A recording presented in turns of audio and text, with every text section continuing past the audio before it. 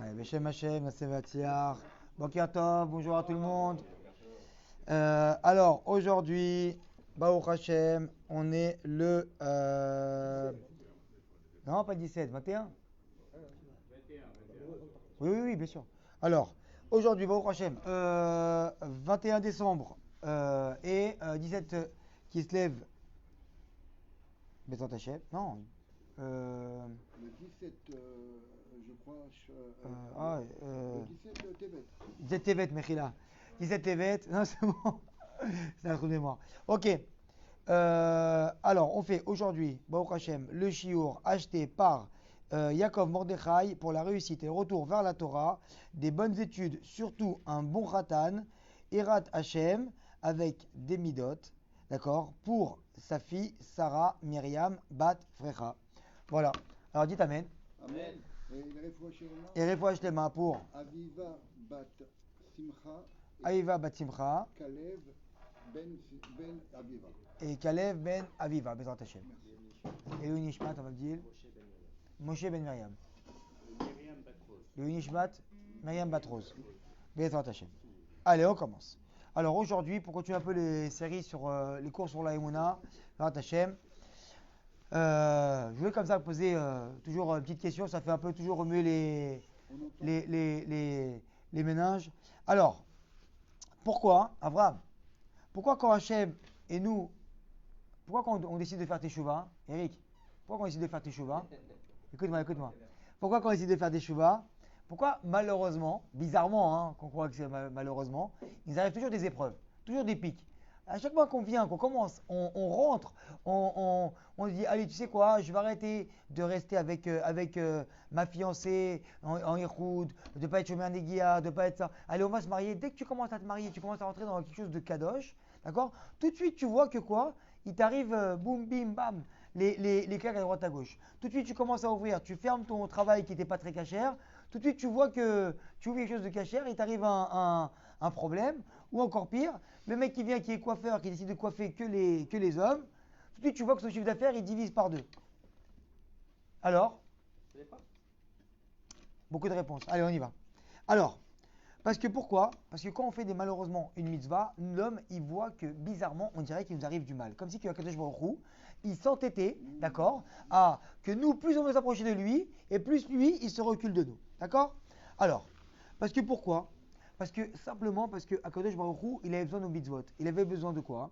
Que quand, maintenant, si on serait venu, on n'aurait pas touché la Torah, on n'aurait pas touché Akadosh Baruch Hu, on ne serait pas approché de lui. Alors qu'est-ce qu'il y a? Quand on serait parti à 120 ans, alors qu'est-ce que Akadosh Baruch Hu aura pu nous donner comme srout, comme mérite? Le Balatania, il vient, il dit quoi?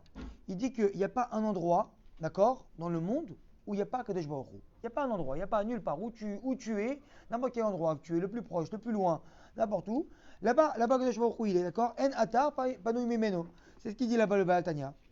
Et il dit que Hachem, en fait, il nous aime tellement que quoi? Qu'il t'a emmené, d'accord, à faire des mitzvot. Pourquoi? Pour qu'il ait un moyen de te sauver. Ça veut dire que maintenant, si toi tu viens et que tu veux te rapprocher d'Akadosh Baruch Hu, tu commences à connaître un peu la Torah, la synagogue, tu commences à faire Shabbat, tu commences à mettre les téphilines, alors quoi?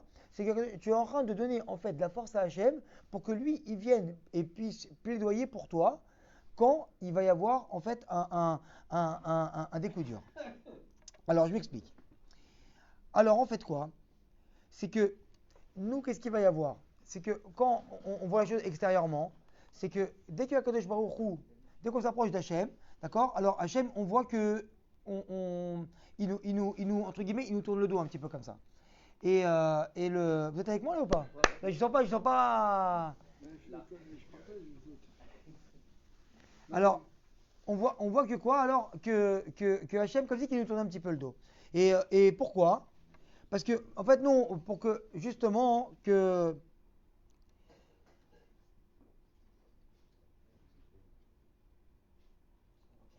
quand maintenant nous on va se retrouver excusez-moi, il y a un petit trou pas grave. de Le vocabulaire, ouais, ça va bien. 2 secondes, on va remettre ça en place.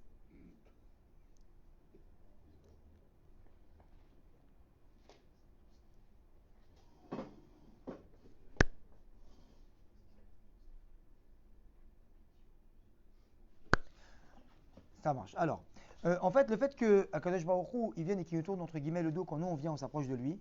Alors, qu'est-ce que les Mefarshim me disent là-bas? Ils disent que qu'est-ce qu'il va y avoir? Il va y avoir le fait que qu'un juif, il a besoin d'avoir des mitzvot dans les mains pour qu'il puisse s'approcher d'Hachem. D'accord?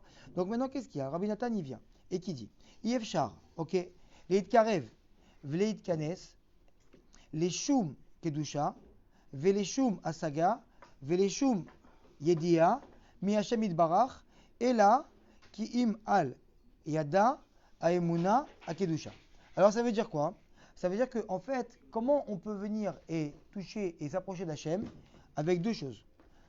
En comprenant que tout vient d'Akadosh Baruch Hu. Et deuxième chose, que Akol Letova. C'est-à-dire quoi? Ça veut dire que c'est les deux choses qui vont faire qu'on va croire en Akadosh Baruch Hu. C'est quoi? C'est que les projets que tu t'es fixés, d'accord, pour la journée, eh ben en fait, ils ne sont pas déroulés comme prévu. C'est-à-dire quoi? C'est-à-dire que nous, on a fixé des choses qu'on vous devait faire toute la journée, d'accord? Et Akadosh Baruch Hu, entre guillemets, il est venu et nous les a inversés. Donc quoi? C'est que, en fait, et il rajoute là-bas que quoi? Vekol, Amilchamot, Vekol, Anisionot, chez Yesh le Adam, la Avodat Hashem, d'accord? Alors, tout ce que, en fait, tout les milchamot, tout ce que l'homme il vient et qui se bat toute la journée, d'accord, pour venir et faire la Avodat Hashem, d'accord? Yefchar la Hamod, Mishum, Nisayon, Rak, Al Yede Emuna. C'est comment on pourra venir et se lever de ce Nisayon-là, comment on pourra venir et grandir quand on est dans l'épreuve, seulement avec la Emouna, seulement parce que le fait qu'on vienne et qu'on se dise, tiens, c'est Akadosh Baruch Hu qui gère tout ça. D'accord? Qui c'est qui était le numéro 1 de tout ça? Comme on le sait très bien, c'est David Ameller. David Ameller, pourquoi? Parce que David Ameller, malgré le fait que depuis qu'il est né, il a été considéré comme un mamzer par son père, par ses frères. Malgré que il est arrivé, quand il est venu pour devenir roi, son propre fils est venu à vouloir le tuer. Malgré le fait que tous les Israélites qu'il y a eu dans sa vie, d'accord, David Ameller, de l'autre côté, qu'est-ce qu'il y a? Toujours il a fait quoi? Les Teilim. Il a chanté. Vous voyez que toujours quand il arrive quelque chose de bien, nous on fait quoi? On fait les Teilim. Quand malheureusement on a un problème, là et nous, qu'est-ce qu'on fait? On fait les Teilim. D'accord? Alors quoi? Il dit qui Ine oivecha Adonai ine oivecha yovedu. C'est quoi? C'est que, en fait, c'est qui l'ennemi, entre guillemets, si on voit comme ça en face de nous? L'ennemi, c'est Hachem, entre guillemets. Entre guillemets. Parce que pourquoi? Parce qu'il dit que quoi? Qui c'est qui est derrière tous ces gens-là que nous, on croit qui sont nos ennemis? Quand maintenant, par exemple, on vient asseoir à notre place à la synagogue, et quelqu'un qui vient, il est assis à notre place. Entre guillemets. Ah, il a fait exprès. Ah, c'est moi qui m'assois là d'habitude. Ah, et on est énervé. Contre qui on est énervé? C'est pas lui qui vient et qui a choisi qui s'installe là. Parce que personne ne peut venir et peut se mettre à la place d'Akadosh Baruch Hu. Donc qu'est-ce qu'il y a? Akadosh Baruch Hu, il est venu te parler avec les gens qui sont autour de toi. Et toi maintenant, qu'est-ce qu'il y a? Le fait que tu viens et que tu t'énerves contre les personnes qui sont autour de toi, eh ben en fait tu t'énerves derrière, tu t'énerves contre Akadosh Baruch Hu, parce que c'est Akadosh Baruch Hu qui les a ramenés et qui leur a fait tout ça. Très bien. Alors à partir du moment où un homme il comprend que tout vient d'Hachem, alors quoi? Alors toute sa vie elle a changé. Pourquoi elle a changé? Parce que Hachem il lui envoie plus d'épreuves. Pourquoi il lui envoie? Parce qu'il a compris. Parce que quoi? Il ne ressent plus comme une épreuve. Parce que quoi? Parce qu'il sait que c'est pour notre bien. Ça veut dire quoi? Ça veut dire que maintenant Akadosh Baruch Hu qui vient et que nous on voit les gens autour de nous et qu'il y a maintenant qu'on croit qu'on a une épreuve. Alors si maintenant on se bat avec les gens qu'il y a devant nous, alors c'est qu'en fait il y a un manque de Emouna et qu'on ne croit plus en Kadosh Baruch Hu qui vient rôle. D'accord? Alors, parce que en fait au fond de nous, on sait tous que Kadosh Baruch Hu est là. On sait tous que Kadosh Baruch Hu il vient et qu'il gère ce monde. Ça, c'est quelque chose qui est évident. Mais le vivre dans tous les jours de notre vie, alors là, il y a un problème. Pourquoi il y a un problème? Parce que des fois, quand on voit les gens qui sont autour de nous, qui ne se comportent pas comme nous, on aurait voulu qu'ils soient, alors tout de suite, on vient se rebeller, entre guillemets, avec les gens. Donc on va se disputer avec cette personne-là, on va faire la tête ici, on va faire la tête là-bas. Alors que quoi? En fait, on voit que tout le monde et tout ce qui se passe, c'est Hachem. Ah, c'est bien comme ça. Merci. Alors quoi? Alors maintenant, on voit que, un exemple comme ça, que quand les venus Israël, ils sont venus pour rentrer, ils sont rentrés en Eretz Israël. Qu'est-ce qui s'est passé? Eux, ils sont venus pour rentrer en Eretz Israël. Akadosh Baruch Hu, il était là avec eux, d'accord? Et pour qu'ils rentrent là-bas.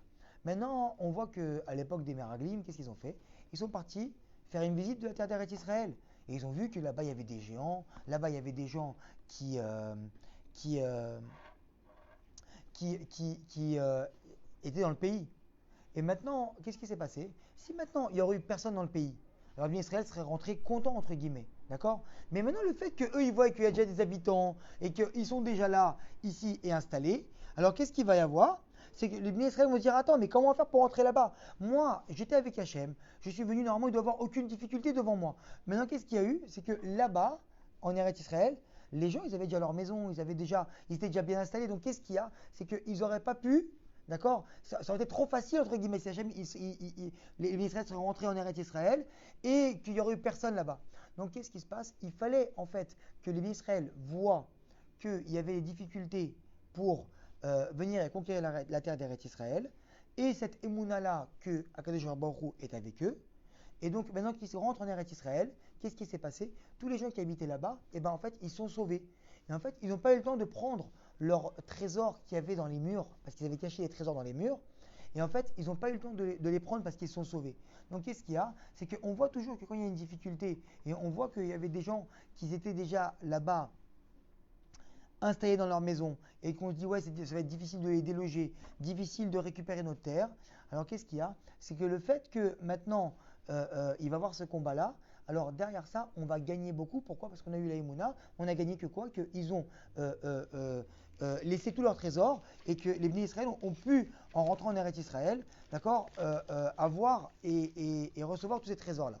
Par le fait qu'ils avaient de la Emouna en Kadosh Baruch Hu et qu'il y avait une difficulté devant eux et qu'ils n'ont pas fait, ils ont fait abstraction de ces difficultés, qu'ils ont avancé. Très bien. Le Maharal Miprag, il dit, comment tu vois, d'accord, si un homme il a de la Emouna, comment on voit, quand on voit un homme dans la rue, on voit des gens, comment on peut reconnaître un homme qui a de la Emouna et qui n'a pas de la Emouna? Bizarrement, on va voir qu'il y a toujours un sourire sur son visage. Pourquoi? Parce que lui, en fait, il laisse passer les épreuves et les choses de la vie, d'accord? Et il a une cible, que quoi? Que Akadosh Baruch Hu, il vient, qui gère ce monde-là. C'est lui qui gère. Alors c'est comme quand quelqu'un qui vient, un Mavdil, qui va au restaurant, d'accord?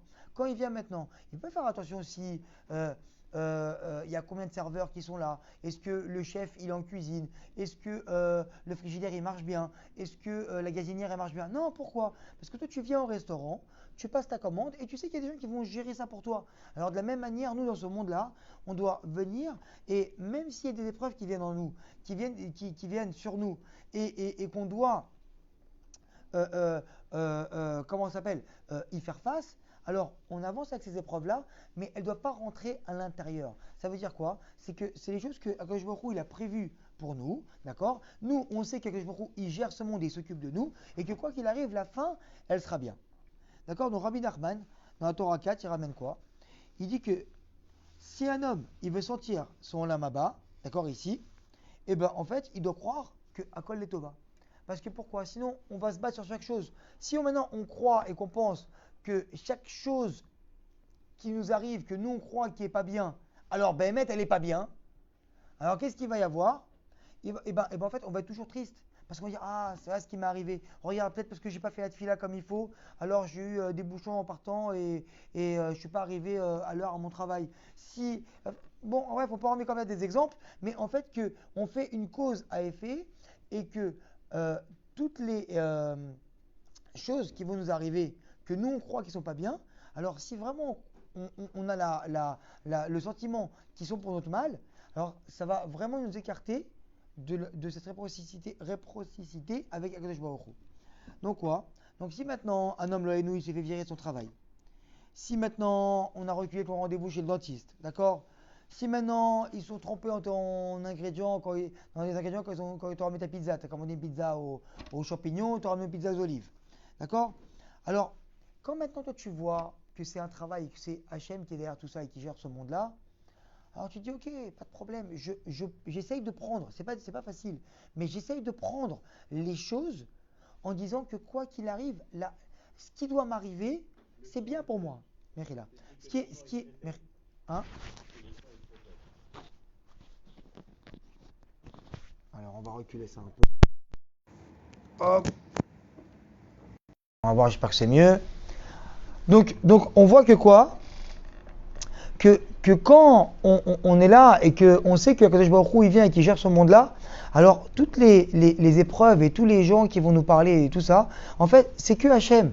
Donc, qu'est-ce qu'il va y avoir? C'est que on va plus y prêter tant d'attention que ça. Ça veut dire que la personne maintenant qui vient, entre guillemets, comme on dit tout à l'heure, qui lui arrive des épreuves dans sa vie, d'accord? Au lieu de faire un scandale au restaurant parce qu'on s'est trompé sur tes ingrédients de la pizza, alors tu vas dire peut-être que Akadosh Baruch Hu, il a voulu ça pour moi. Peut-être qu'aujourd'hui je mérite pas de manger les champignons. Peut-être que je mérite de manger les olives. Alors c'est pas la peine de venir et de faire maintenant un scandale et de te disputer avec tout le monde, d'accord? Et même pour le shalom, d'accord? Avec son entourage, c'est pareil, d'accord? Maintenant, t'es parti, ça arrive souvent de partir à une bar mitzvah ou un mariage, d'accord? Et qu'on est invité. Là-bas, on est venu, d'accord? On a mis une enveloppe, 500, 600, 700 shekels, parce qu'on aimait cette personne-là. Maintenant, toi, tu viens maintenant, tu as aussi la bar mitzvah de ton fils qui va arriver, d'accord? Tu invites la personne, et tu vois que c'est pas qu'il t'a pas mis la même chose dans l'enveloppe, c'est qu'il n'est pas venu du tout. Il n'est pas venu du tout. Comment tu réagis? Est-ce que maintenant il faut aller? Alors il faut aller voir la personne, discuter avec elle, lui faire la remontrance, lui faire la tête. Parce que maintenant on a compris que tout vient d'Hachem. C'est-à-dire que tout vient d'Hachem. Il n'y a pas. C'est que il est venu maintenant te donner une occasion de grandir avec ça. Comment toi tu viens prendre les choses de ce monde-là? Alors en vérité, la Torah elle te dit, quelqu'un qui vient, tu lui as dit, est-ce que tu peux me prêter ta perceuse? D'accord? Il t'a pas prêté. Le lendemain, lui, il vient chez toi, il toque à ta porte et il demande du sucre parce qu'il n'a pas de sucre. Qu'est-ce que tu dois faire? Est-ce que tu vas lui dire ah non parce qu'il m'a pas fait ça? Alors je vais pas lui prêter moi aussi, je vais pas donner du sucre. Malheureusement, on doit passer au-dessus de ça et faire face. Pourquoi? Parce que de là, on va développer la émouna, qu'on va comprendre et croire que tout vient d'Hachem, que tout vient d'Akadosh Baruch Hu. Très bien. Donc Rabbi Nathan, il vient et il dit à son fils, on est venu dans ce monde-là que pour avoir de la émouna en Akadosh Baruch Hu. C'est ça, pourquoi on est venu en ce monde-là? Que pour ça. Pas pour autre chose, pour Rabbi Nathan. D'accord? Il dit, mais ça c'est facile de croire en Hachem. D'accord? Quand nous on est dans la lumière, quand Baruch Hachem, on est installé dans une belle maison, quand son loyer est payé tous les mois, quand on a un travail avec un revenu fixe, quand nos enfants ne font pas d'histoire et que tout va bien. Ça c'est facile. Et il dit, mais il dit, mais maintenant quand toi tu viens et que tu es des fois dans les embouteillages ou tu es un peu dans les moments de pénombre, un peu comme ça, et ça va pas, alors qu'est-ce qui se passe? Alors tu dis, alors là je suis dans le noir, maintenant j'arrive plus à voir Hachem. Alors si j'arrive plus à voir de l'autre côté, alors je vais baisser un petit peu la émouna, je vais reculer. Et tu vois toujours, comme on disait la dernière fois, qu'une personne, dès qu'elle a un peu de problème dans sa vie professionnelle ou sa vie familiale, et ben tout de suite tu verras que la première chose qu'elle va faire, bizarrement, elle va s'attaquer à son travail spirituel. Il va venir un peu plus en retard à la tefila, il va faire un peu moins de tzedaka, il va mettre moins de culture en Shabbat, il va étudier moins. Pourquoi? Parce que la personne elle est un peu triste au fond de soi. Pourquoi? Parce qu'il lui est arrivé des choses derrière. Et c'est exactement, un peu, mais cette fatigue-là, c'est quoi? C'est en fait quand on creuse un petit peu, quand on creuse un peu, et il y a des moments où il faut mettre un peu carte sur table, c'est quoi? C'est que quand on creuse un peu, et ben en fait tu vois que c'est un peu, d'accord, comme un petit enfant gâté, et on est tous dedans, hein, de se dire, écoute, Akadosh Baruch Hu, moi je devais signer un contrat de 20 000 shekels avec telle personne, tu m'as pas donné mon contrat, d'accord, donc je suis en tristesse, donc ce soir je dors, demain c'est quoi le réveil il va sonner, au lieu de me réveiller comme un lion et être bien, et ben, qui vient rôle, ok, moi je suis triste, et ben moi aussi je vais te rendre triste.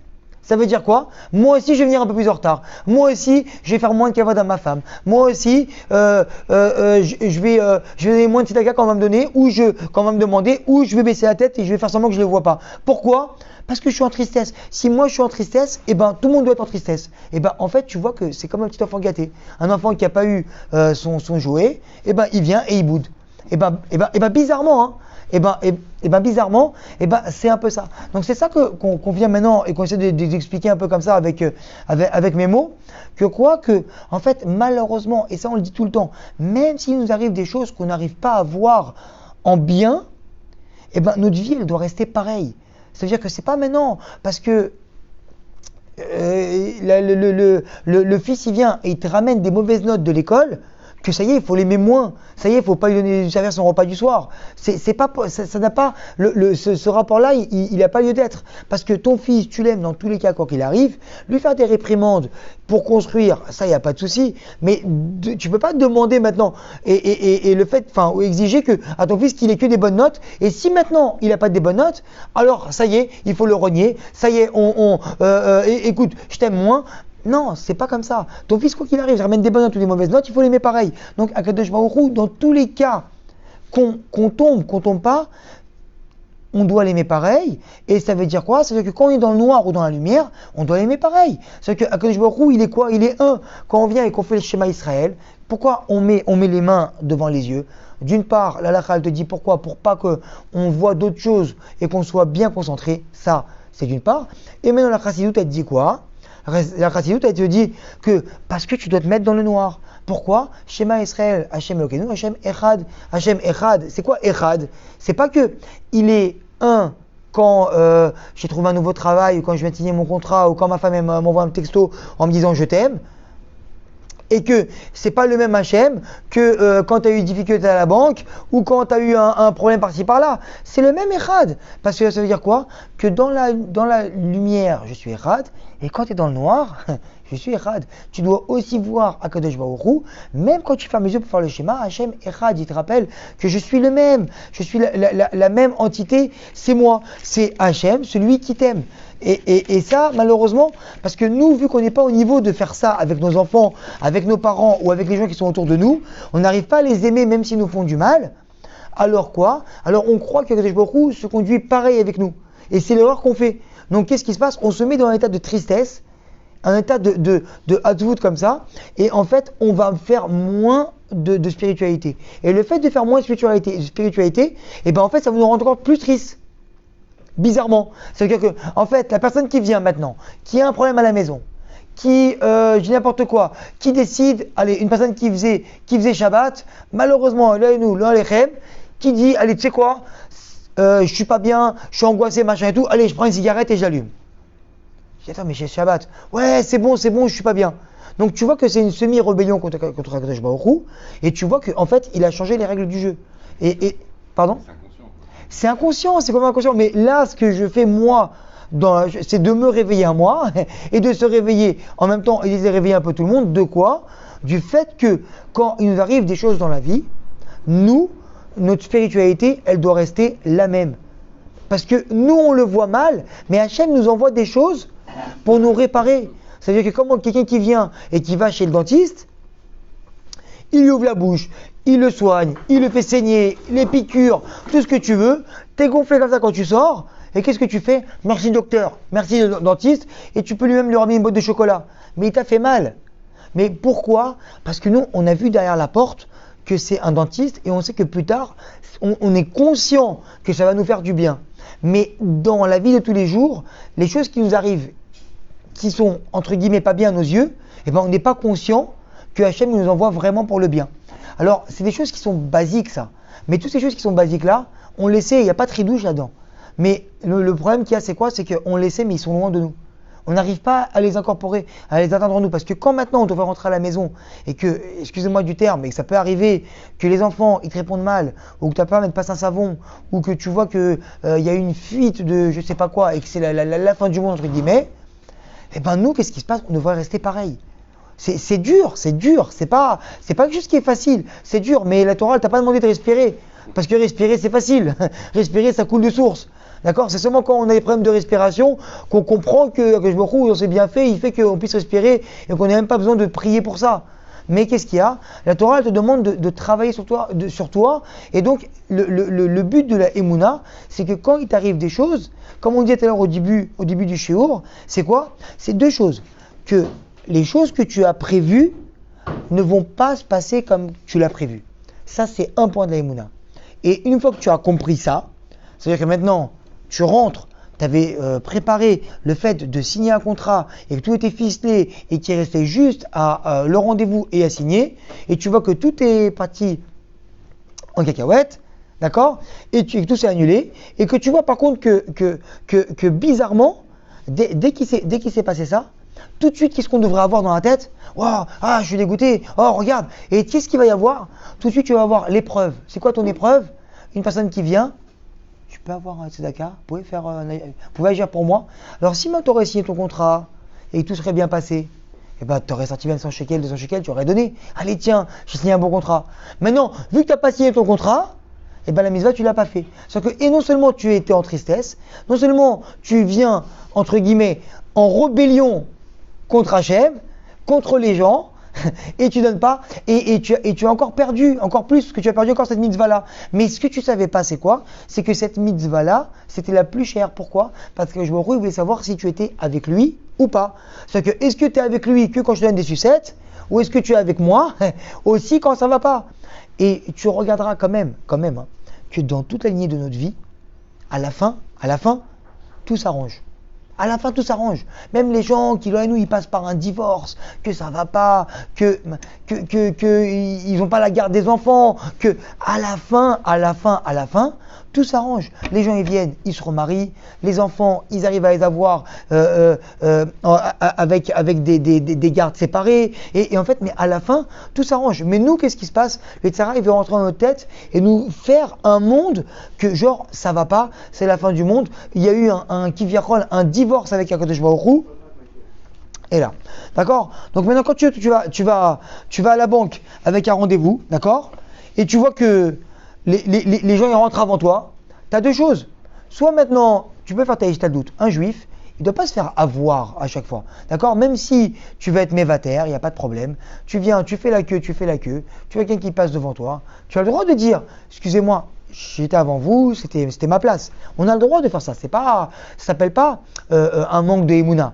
D'accord? Par contre, tu le fais pas, tu as du bitachon, d'accord? Tu as encore plus confiance à Kadosh Baruch Hu et tu dis vraiment Akol et Tova. Donc là, c'est un peu, entre guillemets, le monde des bisounours, le monde de la chassidoute où tu peux vraiment, et celui qui peut le faire, ben mettre ta voix parce que c'est un niveau extrême. Mais maintenant, nous, quelqu'un qui vient et qui passe devant toi, d'accord? Que ce soit en voiture, soit à la banque, soit quelque part, tu peux lui dire, excusez-moi, j'étais avant vous. Maintenant, si la personne a une mauvaise foi, commence à crier, comment ça? Alors toi maintenant, ta émouna elle s'arrête où? Au fait que tu ne te disputes pas et tu ne dépasses pas les limites pour avoir ce que tu veux. C'est ça ta émouna. C'est ce qu'il demande à Kadosh Baruch Hu. Ça veut dire qu'à partir du moment, tu peux maintenant parler avec ta femme, parler avec tes enfants et arriver à des discussions des fois qui sont un peu épineuses. Ça peut arriver, malheureusement, c'est pas toujours rose. Mais qu'est-ce qui se passe? À partir du moment où tu vas rentrer dans des colères et dans des insultes et dans les mots qu'il faut pas et vexer et à écraser les gens. Alors là, tu n'es plus dans les émounas, là tu travailles pour toi et plus pour Akadosh Baruch Hu. Donc ça c'est très important d'avoir les limites parce que même dans les disputes, on doit avoir nos limites.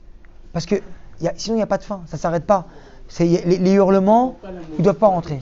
Pardon? Lorsqu'on a un interlocuteur en face, oui. on ne supporte pas sa mauvaise foi. Tu as raison. Alors, tu sais, c'est quoi le problème? Quand on ne supporte pas la mauvaise foi des gens, il faut savoir qu'on ne peut pas se battre contre la mauvaise foi. Tu ne peux pas te battre. C'est comme si que tu viens maintenant, que toi, tu as un petit marteau et tu vois qu'il y a 7 personnes en face avec des mitraillettes. Tu peux pas. Donc, qu'est-ce que tu vas faire? Tu fais demi-tour et tu t'en vas. Maintenant, si toi tu viens, je n'aurais pas à supporter, alors c'est un travail qui doit être fait à l'intérieur de nous-mêmes. Et tu as raison.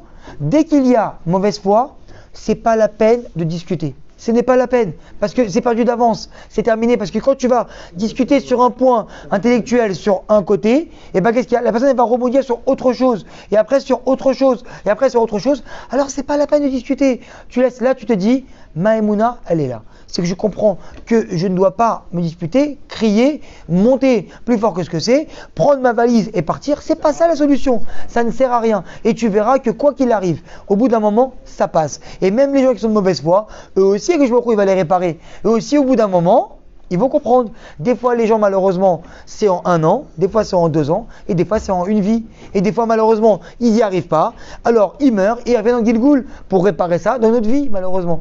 Nous, le but, le but de ce monde-là, le but de nous, de notre but à nous, c'est de nous réaliser, de grandir et de faire ce que Akadosh Baruch Hu veut de nous, parce qu'il veut nous ramener dans le meilleur chemin possible, même si ça nous plaît ou ça ne nous plaît pas. Alors, on va finir comme ça par une petite histoire. Parce que tout le but de ces jours-là, c'est de comprendre que, en fait, les gens qui sont autour de moi sont, quoi qu'il arrive, dirigés de près ou de loin par Akadosh Baruch Hu. Les gens qui viennent et qui nous parlent mal, les gens qui viennent, qui nous rabaissent, pourquoi maintenant nous on ne doit pas répondre quand quelqu'un vient nous fait une honte en public et on voit qu'on est passé à un degré de tzaddik et que si on fait une bracha sur quelqu'un, ça marche, et une personne qui vient avec une histoire comme ça, une personne qui n'avait pas d'enfant, et maintenant la personne qui n'avait pas répondu et qui s'était fait humilier par tout le monde, elle a fait une bracha, elle a eu un enfant après 9 mois et c'est extraordinaire. Pourquoi? Parce que tu as eu l'opportunité de répondre et tu étais en droit de répondre et tu ne l'as pas fait. Donc qu'est-ce qui se passe? Tu es monté d'un niveau de tzaddik. Pourquoi? Pourquoi tu es monté à ce niveau-là? Parce que tu t'es rapproché d'Hachem, parce que ta émouna, elle a commencé maintenant. C'est là qu'elle commence. Pourquoi? Parce que tu dis, c'est pas les hommes qui font qui dirigeront ma vie, qui vont me déstabiliser. Hachem, il est là. Donc en fait, qu'est-ce qu'il y a? Toi, tu dois être un sourire. Quand quelqu'un maintenant il vient, entre guillemets, et là vraiment on peut passer pour un fou, mais ça c'est le Hémet. Une personne qui vient, qui nous fait un scandale en public, quand tu es au courant de ce qui se passe là et que tu vois que tu vas te rapprocher d'Hachem et tu vas monter de plusieurs degrés, alors qu'est-ce qui se passe? Tu dis rien et tu souris et la personne elle est en train de te crier dessus. Tu dis extérieurement, tu dis lui c'est un fou. Mais non, parce que moi j'ai compris que ce qu'il fait là, Akadosh Baruch Hu, il veut me donner un cadeau. Il veut que je me rapproche de lui. Mais mec, c'est des choses tellement simples, mais tellement grandes que ça c'est le shoresh, c'est ça le shoresh de l'Emouna. Donc pour finir comme ça, vous connaissez le Rav Hadès. Il est à Jérusalem. C'est un Rav qui veut tellement se reculer de la matérialité que même ses vêtements, ils sont un peu abîmés avec le temps et il ne les change pas. D'accord? Pas parce qu'il n'a pas d'argent, c'est parce qu'il veut vivre dans un monde qui est complètement en dehors de la matérialité pour s'approcher au plus et au maximum d'Hachem. Un jour, le Rav Hadès, il est parti, il y avait une grande askara, et il y avait donc Dani Yeshiva, il est parti là-bas, donc tout le monde connaissait le Rav Hadès à Jérusalem, ils viennent, l'embrassent la main et tout, et le Rosh Yeshiva là-bas, d'accord, commence à faire sa dracha, d'accord, commence à parler. Et il est en train de parler, d'accord, sur le fait qu'un Ben Torah ne doit pas avoir de taches sur lui, qu'un Ben Torah doit toujours être propre, bien s'habiller. Et en fait, le Rav Hadès, il a compris que c'était une attaque pour lui, parce que lui qui était comme ça, complètement sorti de la matérialité, et que ses habits, ils sont pas super propres et même un peu déchirés par-ci par-là, parce qu'il veut travailler sur le fait qu'il veut se sortir de la matérialité. Donc le Rav a commencé un peu comme ça à le titiller, à l'attaquer, mais on fait un jour, genre en public. Vous savez, c'est comme si qui vient rôle. Moi je suis là avec vous et que Chas v'shalom, je me sers de la Torah, d'accord? Pourquoi? Pour attaquer une personne que j'aime pas et je commence à sortir des choses sur elle, mais sans dire son nom, d'accord? Qu'est-ce qui s'est passé? À partir de là, le Rav Hadès est parti à la fin du shiur, d'accord, tranquillement, avec tout le monde, et il a dit à son shamash, vendredi, je te prépare une enveloppe, tu donneras au Rosh Yeshiva un tel et un tel, donc c'était le même, d'accord, pour son kollel. Ah mais vous êtes sûr? Mais regardez ce qui s'est passé et tout. Non, donne-lui. Et il s'est passé là que tous les vendredis, pendant 1 mois et demi, il lui a amené une enveloppe, bien sûr anonyme, d'accord, et posé ça dans l'endroit là-bas de l'Yeshiva où il recevait tous les dons. Et en fait, pendant 1 mois et demi. Et au bout de 6 vendredis, le shamash vient pour récupérer l'enveloppe parce qu'il avait l'habitude, et le Rav Hadès, il lui dit non, c'est bon, il n'y a pas d'enveloppe aujourd'hui. Ah ok, d'accord, pas de problème. Il vient au partir et il dit Vodara va nous retirer le mode. Je peux savoir juste pourquoi? Il lui dit parce que j'ai fait un travail depuis la dernière fois jusqu'à maintenant, et il dit et à partir et cette semaine j'ai réussi à enlever toute haine, toute rancune et aucune petite parcelle de rien de haine contre ce Rav, et même maintenant, je commence à l'aimer parce que tellement que j'ai investi en lui et pour ça, donc quand maintenant je le vois, je l'aime parce que quand on sait très bien que quand plus on donne, plus on se rapproche, d'accord? Donc qu'est-ce qui se passe?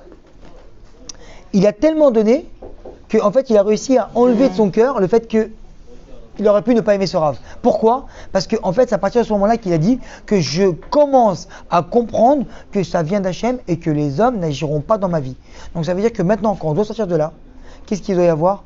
N'importe quelle chose qui arrive, queue de poisson, quelqu'un qui crie dans la rue, la pluie, on a perdu ses clés, Tout ça,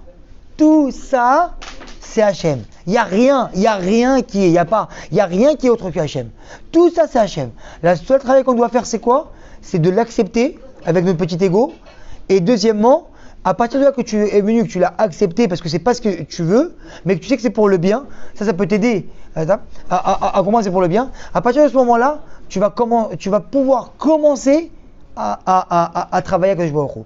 Tu vas pouvoir commencer à étudier la Torah normalement. Parce que quelqu'un qui vient, qui étudie la Torah et qui sort dehors et qui se plaint à droite, à gauche et tout ce qui se passe à droite, à gauche, c'est que il n'a pas très bien compris. Et on peut passer toute une vie comme ça, à être entre guillemets un Talmid Racham, d'accord, à étudier la Torah, et à 120 ans, arriver là-haut, et voir qu'on est complètement à côté de la plaque. Et vous voyez très bien qu'il y avait des personnages illustres comme Rashi, qui avaient le même niveau dans leur Olam Haba qu'un simple boucher. Pourquoi? Parce que Rashi, lui, bien sûr que c'est un tzaddik, et il a fait la Torah, les mitzvot, comme il fallait. Mais il y a des gens qui n'ont pas fait Torah, qui n'ont pas fait mitzvot, mais qui sont tellement proches d'Hachem, que Hachem, il a peut-être même pas besoin de ça. Ça ne veut pas dire maintenant qu'on ne doit pas étudier, attention, hein. Ça ne veut pas dire qu'on ne doit pas faire la Torah, les mitzvot. On doit faire, parce que c'est ça le chemin pour se rapprocher. Mais il y a des gens, entre guillemets, que limite, ils n'ont presque pas besoin, tellement qu'ils sont proches de Hachem, tellement qu'ils font des bonnes choses dans leur vie. Maintenant, faire Shabbat, mettre des téfilines, bien sûr qu'il faut le faire. Voilà. Hazak ou